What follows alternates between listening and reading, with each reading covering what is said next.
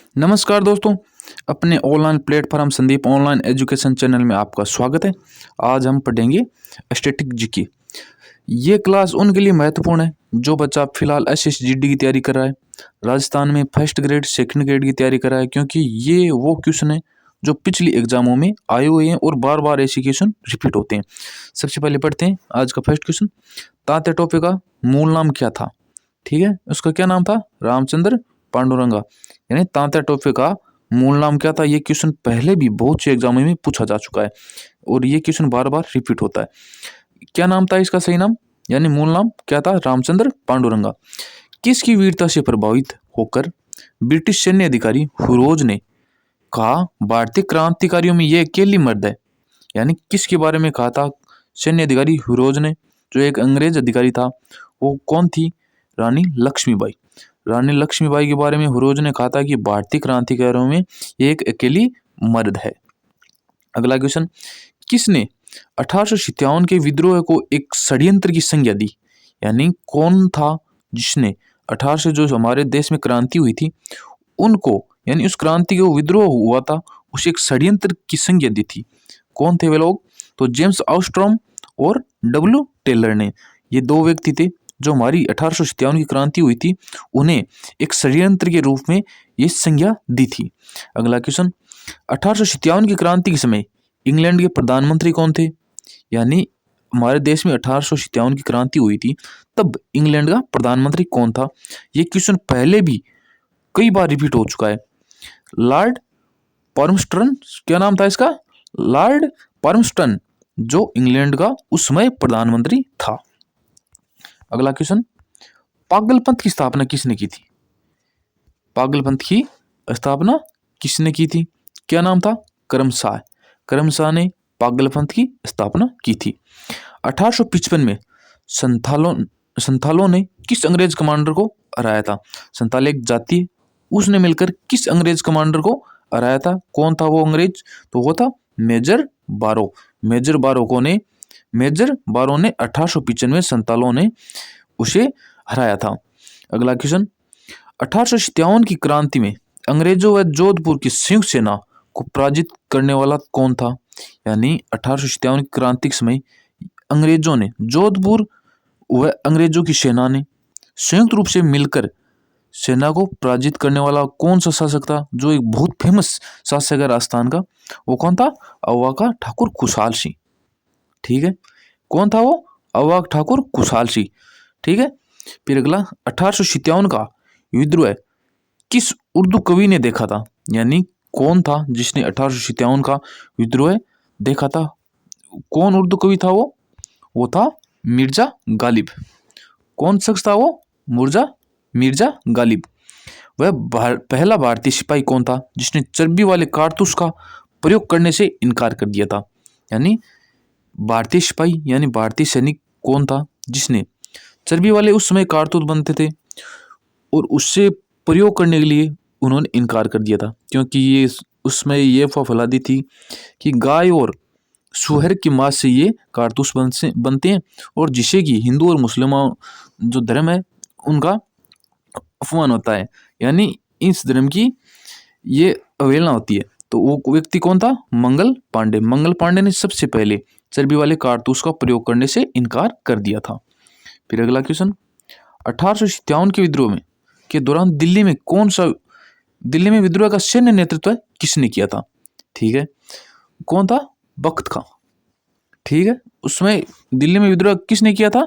बख्त खां ने। ठीक है, माउंट आबू में कौन सा मंदिर जैन धर्म का प्रसिद्ध धार्मिक स्थल है?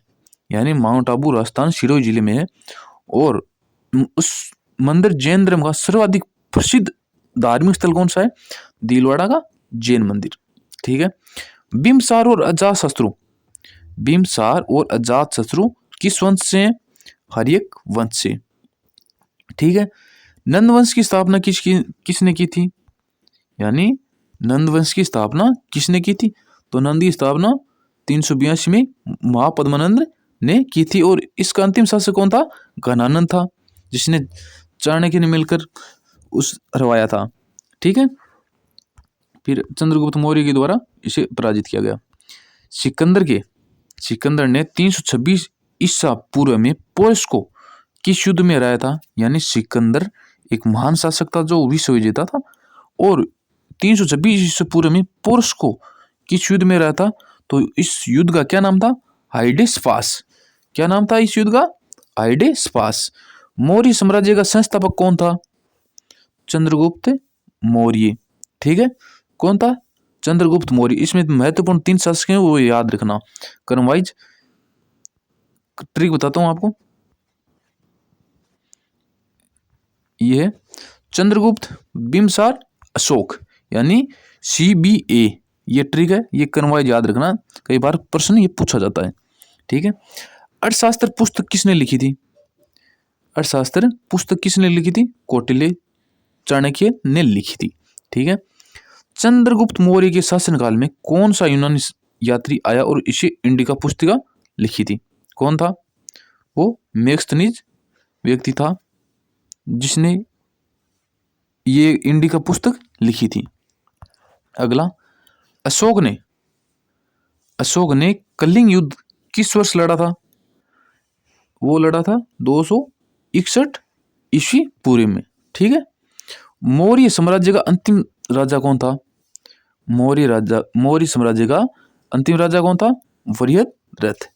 ठीक है। उसने इसे शुंग शासन के काल में, यानी शुंग एक शासक था शुंग वंश का, उसने वृहदरथ को हत्या कर दी थी।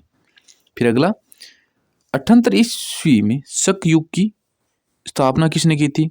यानी शक एक युग है, उसकी स्थापना किसने की थी? 78 ईस्वी में कुषाण शासक कनिष्क ने। ठीक है। चारवा बौद्ध परिषद किस स्थान पर आयोजित किया गया? चार बौद्ध समिति है, 4 बौद्ध समितियां हैं, वो याद रखना। और उस समय कहाँ पर आयोजित की गई थी? कश्मीर में। कौन कौन सी है? किस किस ने की थी?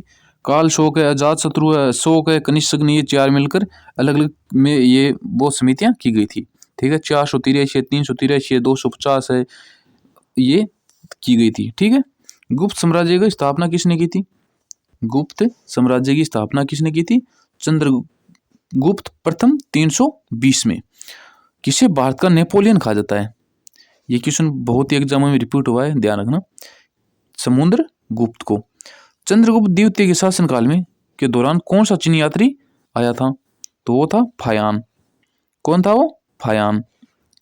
फिर अगला, आर्यभट्ट और कालिदास किसके दरबार में प्रतिष्ठित व्यक्ति थे? यानी आर्यभट्ट और कालिदास किसके दरबार में प्रतिष्ठित व्यक्ति थे? तो वो है चंद्रगुप्त द्वितीय। अगला क्वेश्चन, देव समाज की स्थापना किसके द्वारा की गई थी? यानी देव समाज है, उसकी स्थापना किसके द्वारा की गई थी? तो उसका क्या नाम था? सत्यानंद शिव नारायण अग्निहोत्री। ठीक है। सत्यानंद शिव नारायण अग्निहोत्री के द्वारा इसकी स्थापना की गई थी, यानी देव समाज की स्थापना की गई थी। कपिलधारा जलप्रपात किस नदी पर है? कौन सी नदी है? नर्मदा नदी पर कपिलधारा जलप्रपात नर्मदा नदी पर है। फ्रेंच ईस्ट इंडिया कंपनी की स्थापना कब हुई थी? यानी फ्रेंच ईस्ट इंडिया कंपनी की स्थापना कब हुई थी? 1664 ईस्वी में। अंग्रेजों ने भारत में अपना पहला बंदरगाह किस राज्य को बनाया था? अंग्रेजों ने भारत में सबसे पहला बंदरगाह किस राज्य को बनाया था? मद्रास, चेन्नई। ठीक है।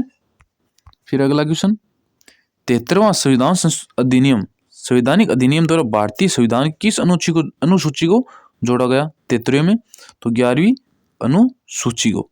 ठीक है। हरित क्रांति के जनक कौन है?